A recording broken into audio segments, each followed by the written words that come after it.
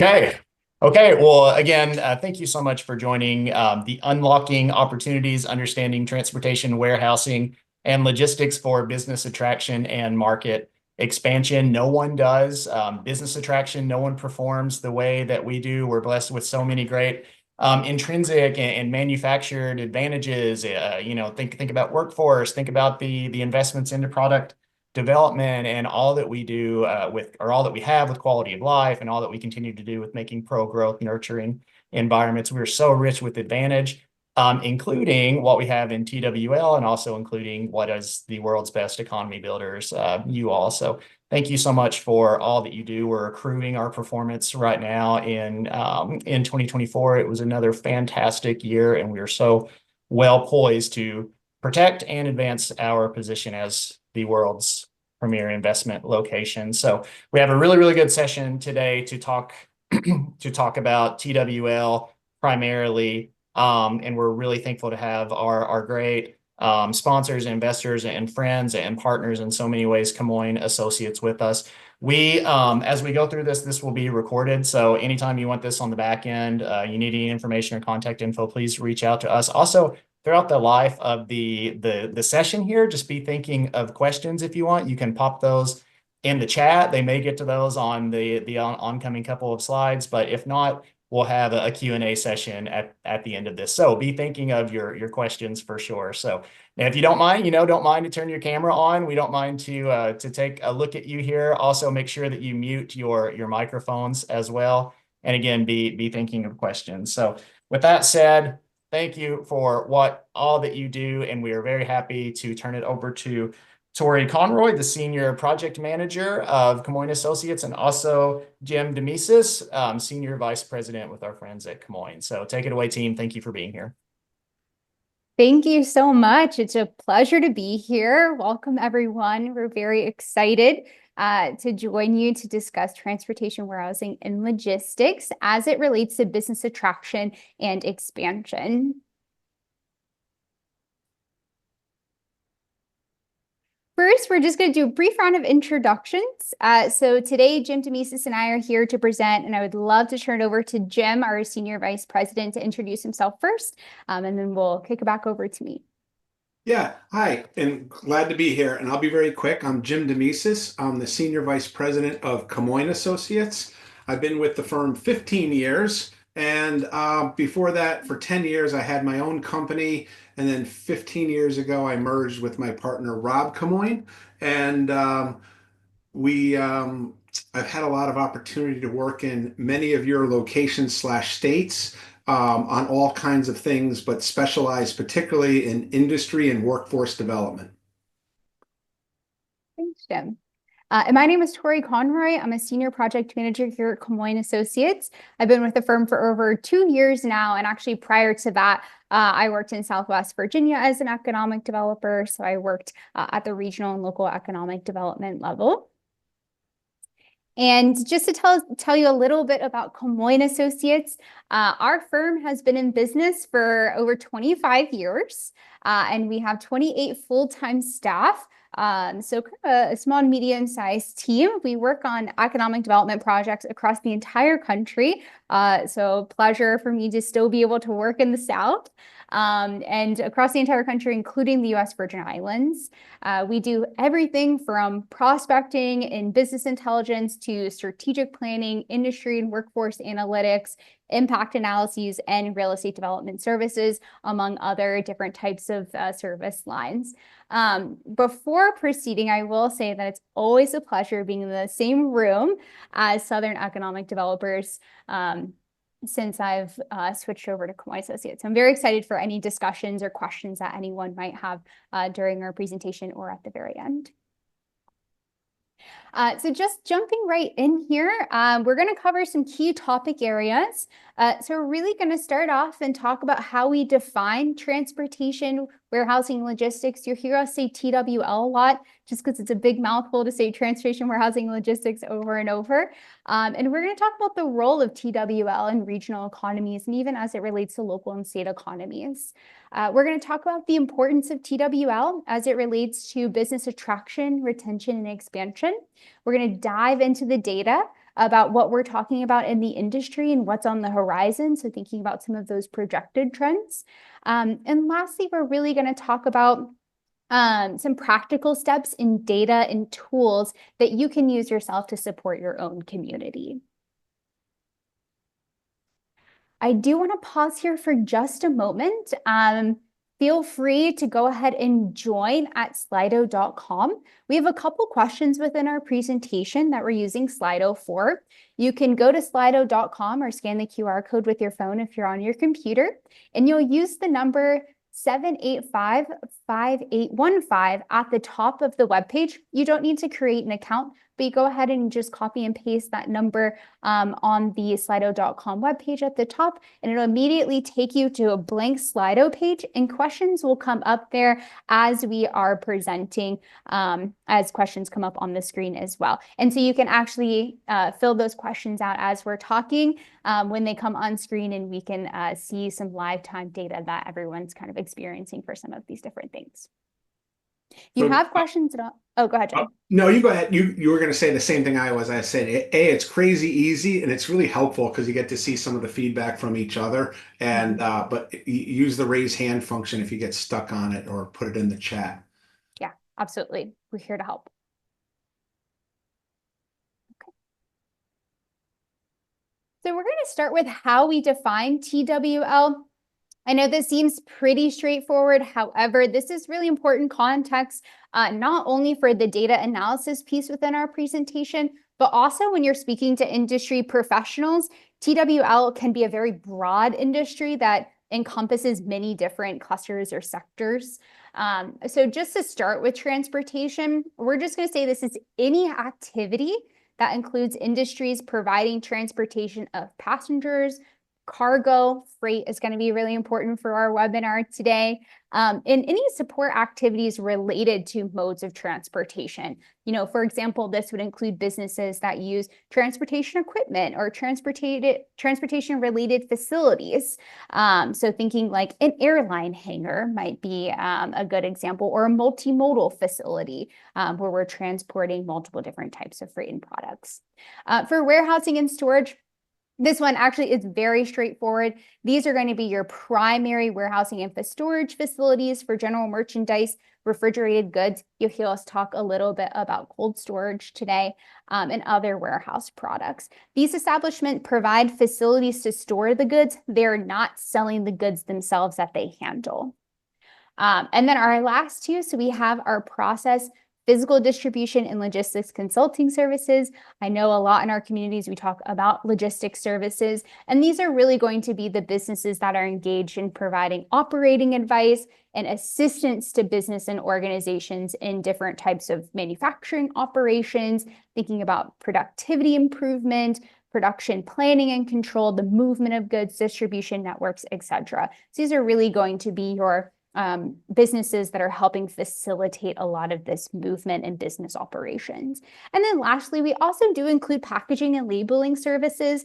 This is an activity primarily engaged in packaging client-owned materials, very important process within the supply chain. And the services may also include the labeling and or imprinting on the package. So we do include this within our data analysis as we talk about national trends.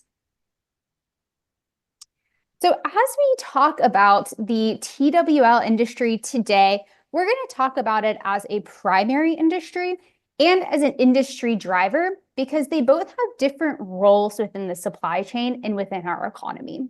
So as a primary industry, these are the transportation, warehousing, and logistics businesses themselves. So really the role of the primary industry is to create jobs and generate revenue as other businesses do in your community.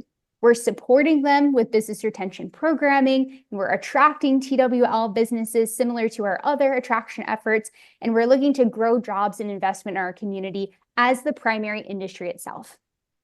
Secondly, on the other hand, and we'll talk about this a lot today, is that the TWL industry is unique, and that is an industry driver because businesses, as we know, cannot operate without it. I know you're thinking, of course we need TWL for businesses to move goods, but what we want to drive home today is that it is an industry driver and you as an economic developer have a role in TWL too. And TWL is essential to business retention, expansion, attraction, because importantly, it can enable or restrict growth across almost every single industry that needs to move inputs and outputs. So for example, we know this is especially true in the South. TWL competition, availability, and distance to facilities can make or break manufacturing companies. And I say we know this in the South because manufacturing is driving Southern economies. Manufacturers are being recruited to the South, and site selectors are looking for development opportunities in the South, and we're seeing these trends over time. Today, what we really want to drive home again is that TWL drives our entire supply chain. And as economic developers, we need to think about ways we can support more than just the primary industry, but also support the industry driver role of TWL. Now, I want to pause here for just a second to see, Jim, did you have anything else that you wanted to add to this section before I proceeded? Well, one really quick comment. So a lot of you, those of you that have been around for a while, and it still hangs around as a term and a framework, but it really gets to the theory of cluster development, like that while we look at primary industries, we also look at the buy-sell relationships and all the different kinds of assets that one has within industry directly and outside of it. So it's really building on that and really finding the fit of TWL, both as a primary sector and an industry driver. Thanks, Jim. So for the role of TWL in the supply chain and economic development, there's some keys to success that we want to chat about today. So firstly, communities need a competitive primary industry based on TWL companies within the region. So essentially, and as Jim is talking about that clustering, is businesses need competitive transportation, warehousing, logistics options that range different modes of transportation, all the way to the number of companies that actually exist in the primary industry. And this is really, really important because having a variety of options helps lower the cost of transporting goods. And I know as far as when we're thinking about transporting goods, there's a lot of factors that impact the cost of transportation, storage, or organizing those shipments.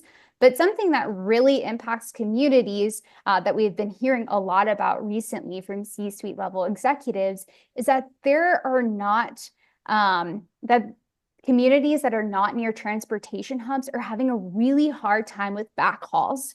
And this is something that's really impacting business growth and development. So for example, backhauling is when a truck essentially leaves a state with a full container and drops it off in another state to pick up another shipment before traveling somewhere else. That could be within its state itself, right? But typically we see this more over the road, larger transportation networks. And backhauling is really important, and we're talking about it today, is because transporters, so those businesses in the primary industry, don't want to drive empty trucks or haul empty rail cars or cargo planes. And this is important because without regular backhauls, the business is the one that incurs that extra cost and restricts their growth opportunities, or they might even consider moving business operations somewhere else because they're not being able to drive the cost down because they have a lack of competitive options within your primary industry. So who they have access to, not just locally, but within the region and sometimes the state, depending on where they're located. And I don't think that this is necessarily discussed enough with economic developers, and we can really play a role in supporting and building that transportation, warehousing, and logistics network. And we'll dig into that a little bit later. For physical infrastructure to support the driving industry is our next key to success. So as an economic developer, I know you're not building roads yourselves, but you might be applying for grants to help with infrastructure improvements. You might actually be managing that project yourself once that grant is approved and there's new investment. But more importantly, you're building relationships within people and organizations or departments that can invest or build supporting infrastructure. So really the key to success here is to prioritize the planning and strategy success to improve physical infrastructure of the driving industry. So it's going to be really, really important that we're prioritizing this physical infrastructure to support the entire supply chain, as Jim was mentioning, that cluster, versus just the primary industry. So we're thinking about the entire supply chain and how all of our products and goods are moving within the community and in the region.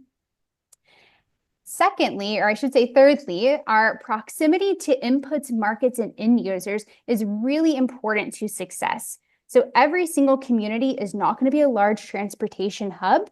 However, keys to success is expanding or recruiting businesses that fill gaps in our entire supply chain that can be supported by existing TWL infrastructure and businesses while expansion and growth occurs over time.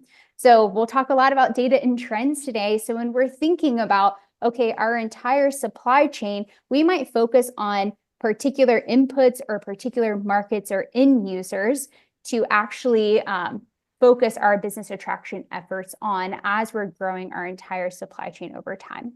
And then lastly, I talked a little bit about this as I was talking about backhauling and competitive primary industries, is diversity of transportation options, being able to prioritize and investing in different modes of transportation, whether that is by road, rail, ports, or airports, by providing diverse and competitive options, gives businesses more opportunities to transport and move goods, which helps with overall growth, but also helps with your business attraction efforts as you're trying to bring more businesses in that might have some diverse needs other than your existing businesses.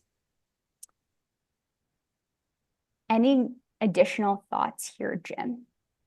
And I'll get more into this when I do some of the data part, but and you hit it on it, Tori. But I'll just say this, that most of this all applies to manufacturing, which is a key buying industry and like getting inputs and outputs.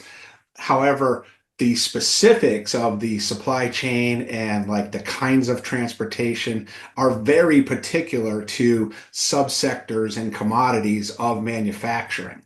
So like there's no one, all these keys apply, but like getting down into, you can do the analysis for different things. And I'll give you an example. Like some products simply don't get moved by rail based on how, like the value added, the cost of those, and things like, for instance, medical devices and small medical surgical equipment. They're easy to fly, right? But things like lumber and bigger products and aggregate, those are geared towards rail. So knowing that and doing the analysis for what industries you have and companies you have is really critical.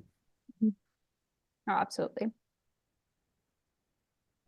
We're going to go to our first question here before we talk a little bit more about business attraction and expansion is, so this is your first Slido question here. So it does still have the instructions on the left-hand side where you can join at slido.com. But is TWL, our first question is TWL among your community's top 5 target industries for BRE and attraction? And we'll give everyone a second to kind of sign on here. It works either way with the code up top, or you can just go to the website and type in that number. Absolutely. There's no wrong answer, by the way, and we're not going to call anyone out. Yeah. Just so we can all have a good idea about what we're, focused on within our communities. It's also a way of helping us understand if anybody's out there.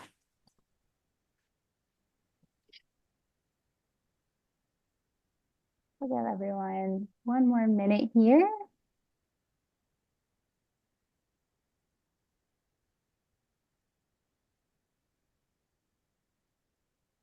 It seems like majority saying yes, some saying no. If you'd like to put in the chat why it's not, we'd love to hear it. Also, we don't want to put anyone on the spot.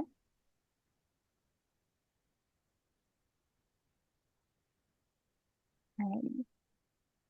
Well, it seems like at least everyone has target industries that they're focused on. All righty. This is a good poll, just seeing everyone engaged. If you have additional comments that you'd love to put in the chat, we're happy to read them or call them out at the end. if there's something that particularly you're encouraged to stay based on your response here. And that's saying that 22 people took the poll, right?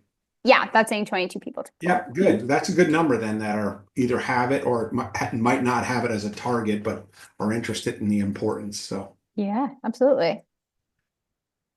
So next we'll talk a little bit about, we do have a quick question here, limited available sites to target yes, TWL. Yep. yeah. And that's one of the things, depending on the asset and the kinds of infrastructure needed, like the sites could be pretty large. And as you know, we won't go into all the details, but there's always concerns about siting with, is it close to neighborhoods and so forth, and ideally where it should be located. And so you're not alone in like having limited sites. That's why like understanding your role of if you're working at the community or smaller geography level, and like the nearby sites that you can leverage. Absolutely. And partnerships is really important that we'll talk about. So for how does TWL drive business attraction? Really three key themes here. A strong TWL network is a critical driver of business attraction as it ranks among some of the top criteria evaluated in the early stages of site selection. We've all seen the RFPs come in asking about how close are we to highways? What are your ports? Is there rail to this site? What kind of infrastructure is in place? And a lot of times, and we'll talk about this a little bit with your value proposition, is a lot of times the site selector has already reviewed your website and has done a lot of additional research before that RFP has come out. And a well-developed TWL infrastructure network enhances your location's marketability, making it more appealing to businesses seeking efficient supply chain connectivity. So if we're thinking about, okay, how are we talking about our community? How are we talking about this value proposition in TWL? There is an opportunity that you can leverage this and market it with your value proposition. And even if a region is still building its TWL network, showcasing ongoing investments, improvements, or even the possibility of what you can do in the future if there's a potential investment that's made by a business can really strengthen your value proposition, because you might have grants or tax abatements or other types of incentives that are associated with infrastructure in new investment and job creation. So by leveraging TWL to strengthen the supply chains, your regions can identify key markets. We can capitalize on opportunities and address gaps by strategically prioritizing resources to track businesses that complement and expand existing industries. So really identifying your high priority sites that align with TWL needs ensures that we can really focus those development efforts on locations with the strongest potential for business success. So I know we're talking a little bit just a second ago, thank you for the comment in the chat of, okay, well, if we're not necessarily focused on TWL, what else can we focus on? And thinking about other types of sites within your own community, region, or state that you can build relationships or partners with that organization that can strengthen your own supply within your own community. But for larger regions or states, some sites might already be market ready, while rural areas may require targeted interventions to enhance supply chain capabilities. And that's okay.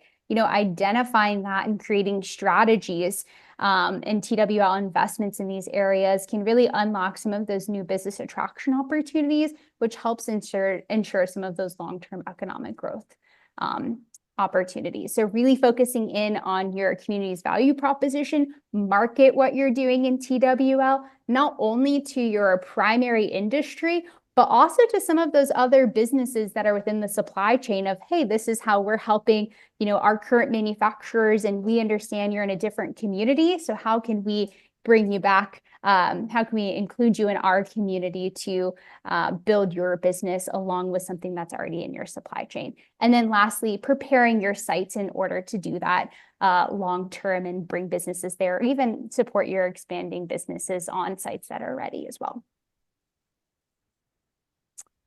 Before we move to expansion, any additional thoughts, Jim, on business attraction? Yeah, I'm going to give one example, and Tori's well aware of it, and I'm going to use it as an extreme example to make the point. So Tori and I are working for the state of Maine, what happens to be where I also live, but it's very rural.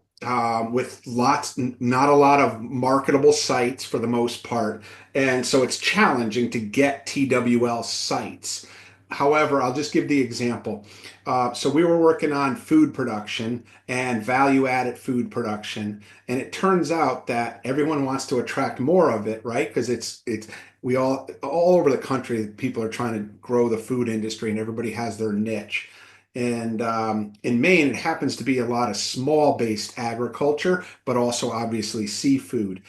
But through the analysis, we working with the state, were able to identify you just can't get competitiveness for attracting companies unless you have cold storage facilities. And they're not cheap to build, and they can't just build them anywhere. But if you don't have a few that are strategically placed throughout the state or one near your region, then you're basically shipping your product out of state quickly to get processed somewhere else or just to get moved somewhere else. And that's not necessarily bad, but it's also not optimal in terms of value add. You want to be able to process as much as you can in state. You want to be able to store it so you can move it at optimal times to the market. And so that was a big obstacle. But not everybody has sites for cold storage. And so that's where it's important to work with your partners and understand where that is, if in fact you're in the food related economy. Mm-hmm. Absolutely. And I think that also directly ties us into business retention and expansion, primarily because having a robust TWL network is going to be essential for business expansion and retention, because essentially you're able to help and support these businesses to enable scalability and improve access to new markets. And Jim provided a good example as we're thinking about the state of Maine. Businesses that are looking to expand in new markets might have some challenges due to some of the rural communities that their business operates in and not having enough options to be able to, export their goods out of the state, whether that's domestically or internationally, with some different types of transportation options and diverse options as it relates to modes. So essentially here, what we're really, really trying to hone in on is with efficient TWL infrastructure. So thinking about how tall can your rail cars be? Can you join that conversation? Thinking about how your railroads or even your roads in general are being used by different types of modes of transportation, and is it being supportive, and is it helping your current businesses in the community, or are there any challenges there that need to be addressed? And you as an economic developer are that connector to that business owner or business leader to be able to find out what their challenges are. And with efficient TWL infrastructure, your businesses can grow their operations and reach new customers, which helps streamline distribution and makes expansion more viable. So really focusing in on TWL can help with business growth and expansion within your community and within your region. But also TWL strengthens the existing supply chain by enhancing connectivity between suppliers and manufacturers and distributors. A really well-integrated networks allows businesses to not only operate more efficiently, but helps reduce costs and even mitigate supply chain disruptions, which of course we saw a lot during COVID, but also helps reinforce some of that long-term stability within the community as we're thinking about how do we diversify our communities, how do we build multiple supply chains for all of our different industries to support our business owners and leaders. And then lastly, what I'll say on business expansion and retention is, a strong primary industry supported by TWL fosters that competitive transportation rates and expanded logistics options. I know I touched on that earlier, but it is really important to be able to support businesses and having options. Businesses really benefit from cost-effective shipping solutions or storage solutions and reliable freight services. And that increased flexibility really enhances their ability to go out into the market and contribute to their ability to thrive and really remain competitive in the marketplace. And that's really what we're striving for at the end of the day, is connecting our supply chains, really focusing in on TWL as an economic developer to be able to support those businesses to expand, but also attract new businesses to our communities. And with Jim, we're actually going to dive into more of the trends and data tools before we talk about practical steps that you can take, along with some key takeaways that you can, take and run with and do in your own community. Thanks, Tori. And you can stay on that slide for just a second. Okay. One thing I want to jump to the end and give you a practical tip now on the expansion, just so I don't forget it, which is if you got an formal or even informal BR&E strategy, business retention and expansion, and you're doing visits or some way of talking to your businesses in your community, if it's related to TWL or manufacturing, just make sure that you have questions that are specifically relate to their supply chain and transportation, warehousing, and logistics infrastructure.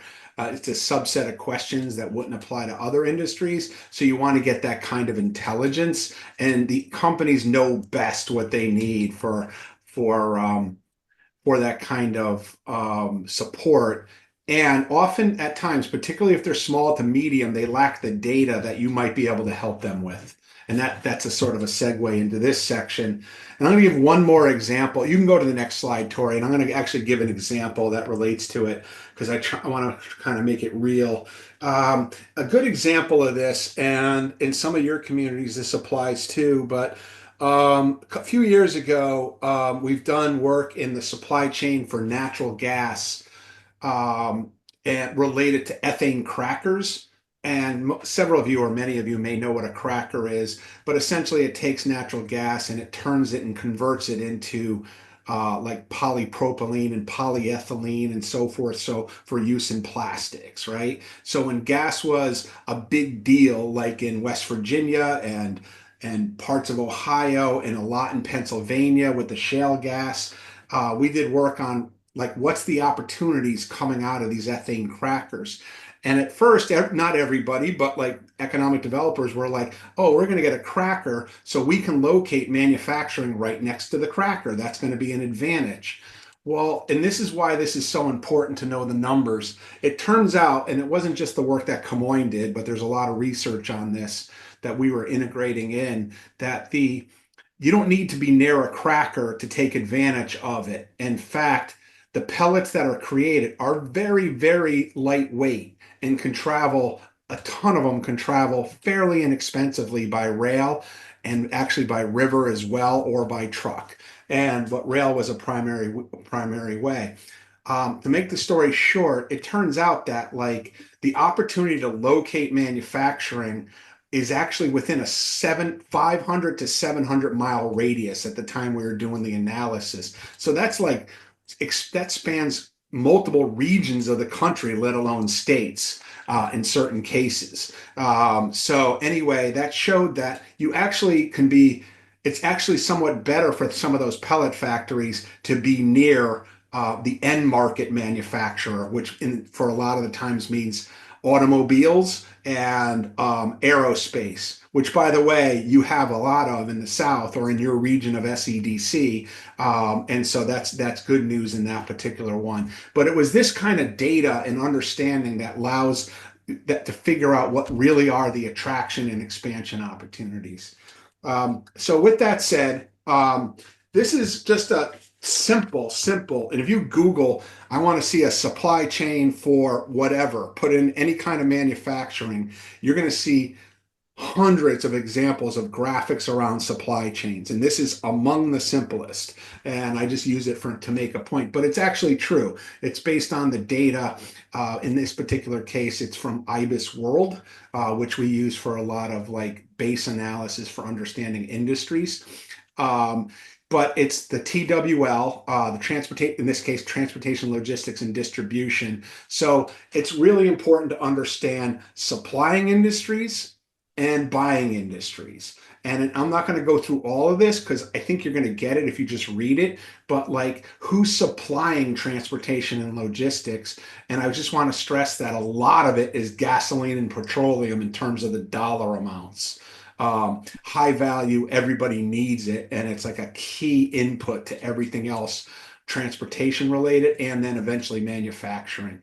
But you can see there that you got gasoline and petroleum, oil drilling and gas extraction, but there are some of the other supplying industries. And then on the buying side, and by the way, you'll notice some of the same companies on both sides. You're not necessarily an either or. You can be a buyer and a seller based on the complexity of businesses and the full supply chain. But who's buying a lot of the transportation, logistics, and distribution? Well, one thing I want to point out is it actually turns out that other transportation and warehousing companies are buying it because they're moving it somewhere else or a different way or to a different market. So it's not like so there's a lot of buying going on there. No surprise that retail's there. I'm sorry, that manufacturing's there. No surprise that agriculture and forestry are there. You're not trying in fishing. You are trying to get your product out of state, even though there's a lot that are bought in state. But you can see some of the others, including construction and even retail. So that's the example there. And then this could be done if I plugged in, just one final comment. If I plugged in, do the data, based on the data, show me the supply chain for a medical supply. Well, it's going to be a different set of buy sells. Some of it will be similar, but the data is driving what goes in those boxes. So let me talk a little bit more about that. And let's just look at, I want to look at the data overall for transportation, warehousing, and logistics. Now, Tori, correct me if I'm wrong, but this is now the data that's on the primary industries. Yes. Yeah, so I just want to make sure I point that out because we're jumping around a little bit in terms of primary versus the cluster and the whole supply chain. But I just want to give you national trends. And by the way, we look at the IBIS World reports, but we also look at others. And like anytime you're forecasting trends, you got to be careful, but it's just giving you a sense of what's going on so that you can see if like what might be your opportunities and is this a growth market? And when you look at that, like the cluster revenue, the revenue from sales for transportation, warehousing, and logistics, a little bit up and down, but you could see the impact of the supply chain problem due to COVID. There in 1920, basically 20 started to went up a little bit in 21 and then has sort of recovered, if you will. And it's actually recovered at new levels. So overall, the growth has been, but just like anything, growth has been decent, but you got to always take into account COVID when you're looking at historic data as an outlier.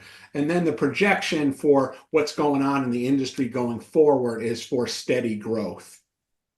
Now, would I place a bet on this? Not at all. I mean, just the other day, I went to bed thinking that we're never going to be able to sell another lobster to another country based in Maine. And then all of a sudden I wake up and boy, there isn't the tariff. So you got to really look at and just take it with a grain of salt and constantly evaluate where those projections might be, not just nationally, but also within your own communities. Next slide. So some of the output indicators, by the way, I think you'll get a copy of this. If not, we'll make sure we send it. And so it has the sources of data and so forth. And there are other ways to get this data, and I'll cover that, like if you don't have Lightcast, but we use Lightcast quite a bit. So pretty big industry, 6.5 million jobs in 2023. The big thing was that there was growth. And again, you saw some of the growth trends where it was impacted by COVID. But if you go pre-COVID through today, it's been a 17% increase in jobs. And overall throughout the country, just in case you want to know, like how many businesses are there out there in terms of like what's the end for what we could potentially attract? It's 317,000 in terms of the industry trend. Next slide. So don't freak out if you're not on this. There's not a lot of states on it, but some of your states or some of you might be in this graphic. But if you're just, again, looking at the primary industry, so where are the hubs for transportation, warehousing, and logistics? Now, that doesn't mean that there's other places that are not producing the actual manufacturing that's tied into it. But in terms of looking at employment and how concentrated it is within a state, how employment and transportation, warehousing, and logistics is, these are the states that have, it's showing the darker the green, the more concentrated it is. One means you're just as concentrated as everybody else. And realize transportation, warehousing, and logistics is in every single state, every single region. It's just a matter of how much. It's not like some technical thing like a nuclear power plant where a limited number of communities have it. So you can see there, you got Georgia, you got Mississippi, Arkansas, Illinois, no surprise in terms of like the gateway to so much cross-national transportation and transportation into Canada. New Jersey, quite a bit because of it's basically the food basket for Manhattan and New York City, but it's also bigger than that. So you can see some of those states there. This is one of those metrics to understand, do you have a primary concentration of businesses? You can use the same metric using employment or number of businesses, and you won't get the exact same results, but you'll start to get a sense of concentration if you're able to, utilize and track the location quotient in your community or your region. In this case, it's looking at states relative to the nation as a whole. Next slide. I give that as an example because I want you to be able to understand. No, you can go to the next slide. So you can access the Slido, and I'll talk while you're doing it, which is how are you currently accessing data related to your supply chain? Again, no wrong answer. And some of you may not be using or accessing any supply chain data. We'd love to know and have you share where are you getting your information from. It could be a specific source like Lightcast or the Bureau of Economic Analysis, or it could be, boy, we have a partnership with the university to get this data. Whatever applies to you. Give you a few minutes.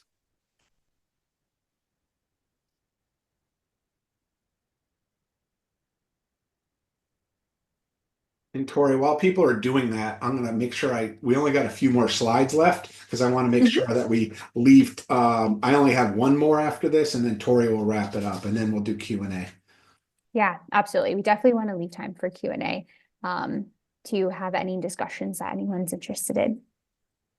I like that. And open to suggestions for sources, and we can provide some even after this. We can do a follow-up. Yeah, absolutely. Few more typing, so.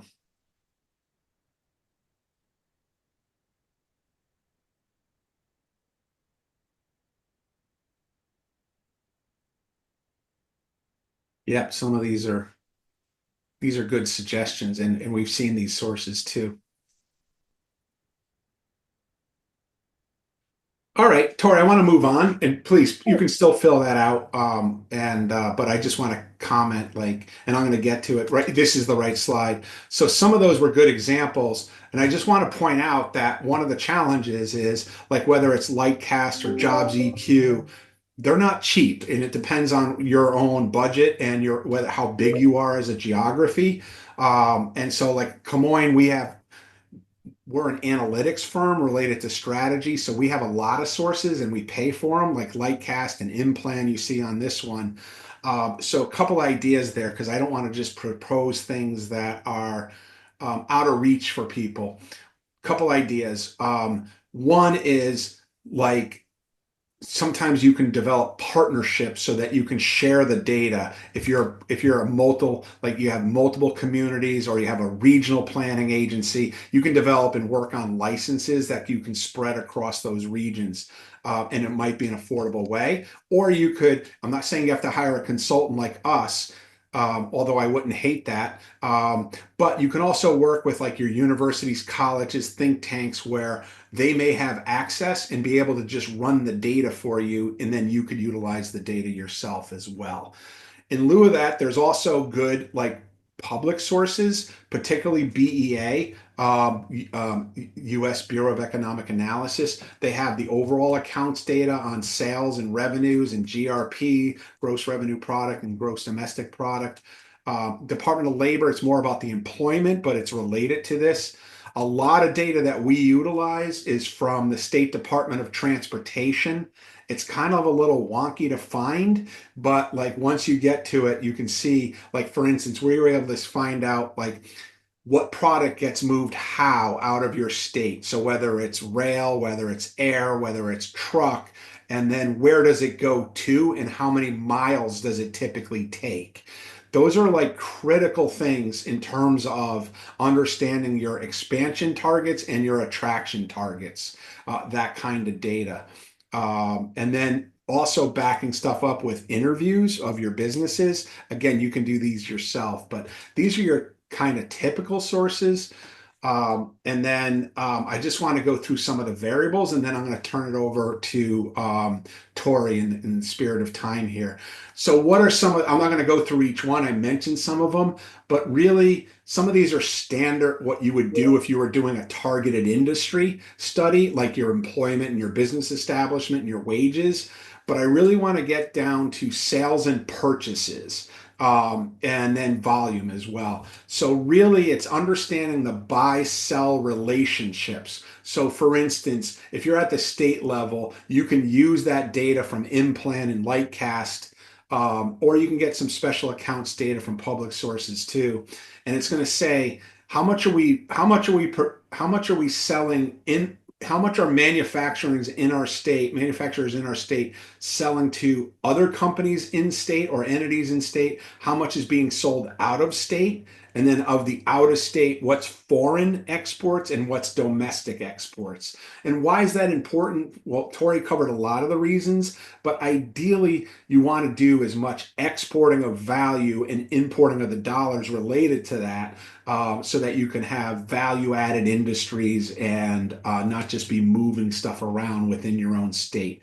And I already mentioned the volume of freight moved and then the modes of transportation in miles. So we can follow up with some more like of those sources, but that's the critical variables to start building into your data plan and like your research, either internally or with your research partners. Tori? Oh, absolutely. Thanks, Jim.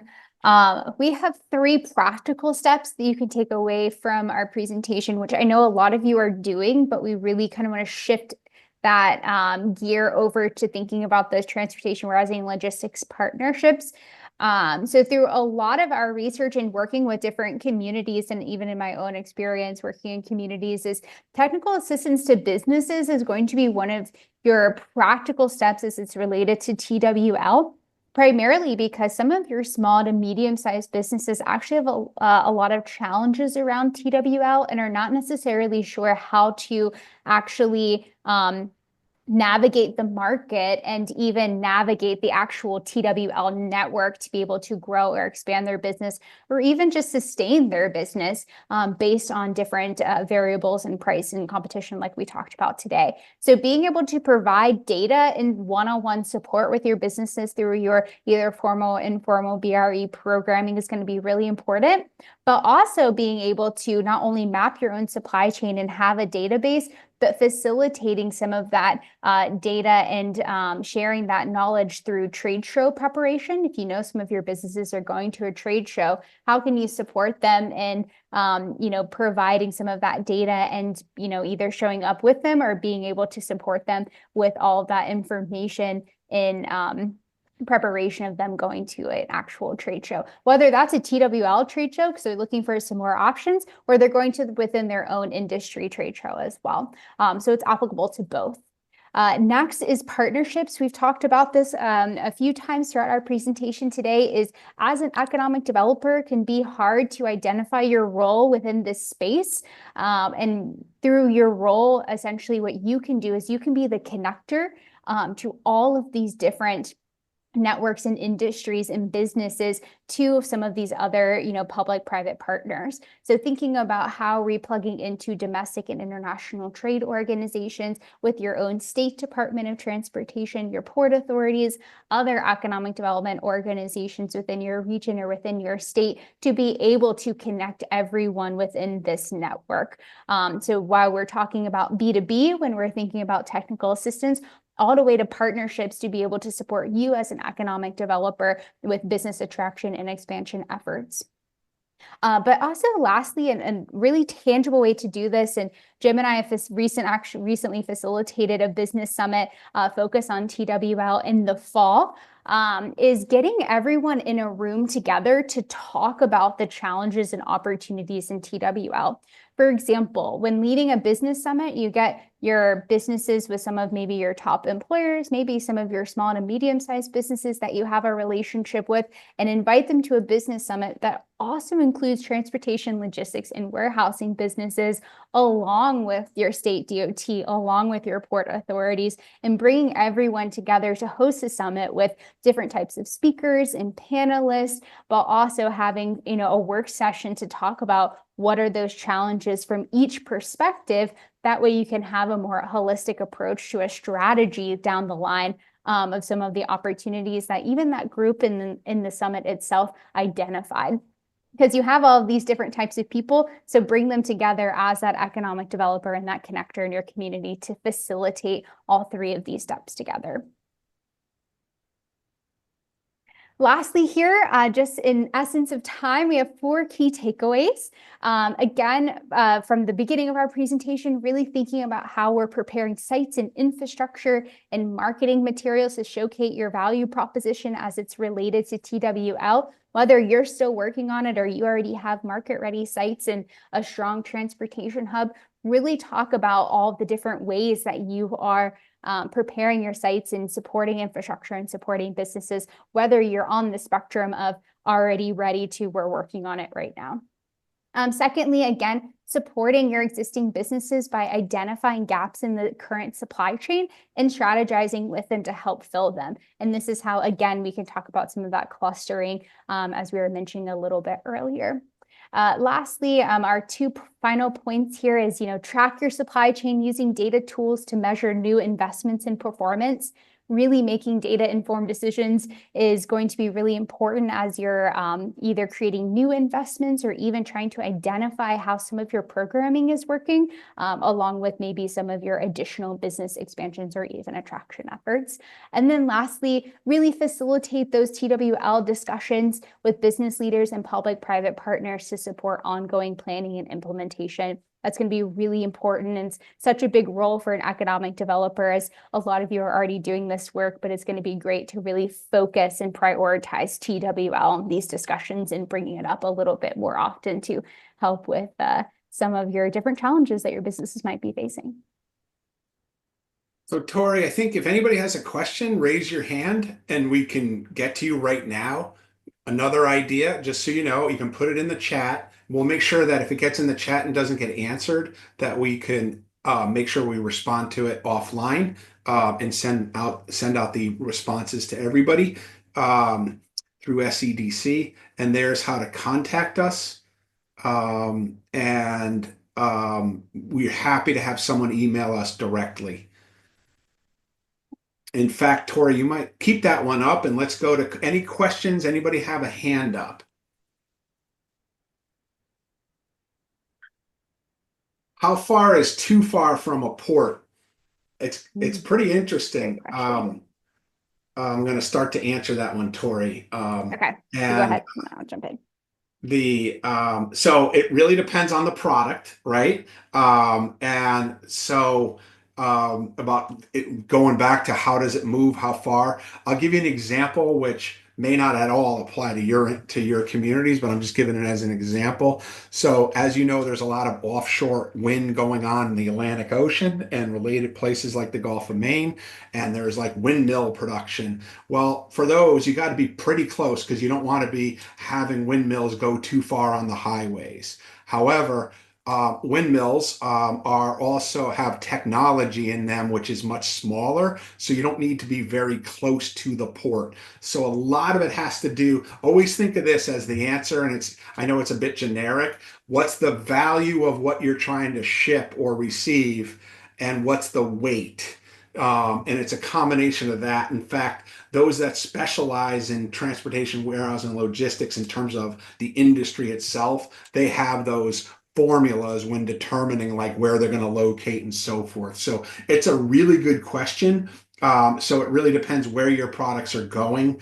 And then also what really matters is what other, you may have a port that you're thinking about or that is near, is like miles away from you, but do they have, like, what do they have at that port for warehousing and space? A lot of ports are boxed in with very little space, so they need space elsewhere in the region or the state to be able to support that port. Good question, though. That's a great question. Thanks, Andy.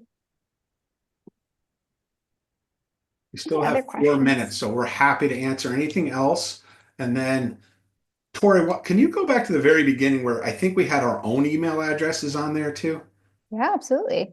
I just want to make sure people know that they can reach out to us personally with any kind of question, and we'll, within reason, get back to you personally.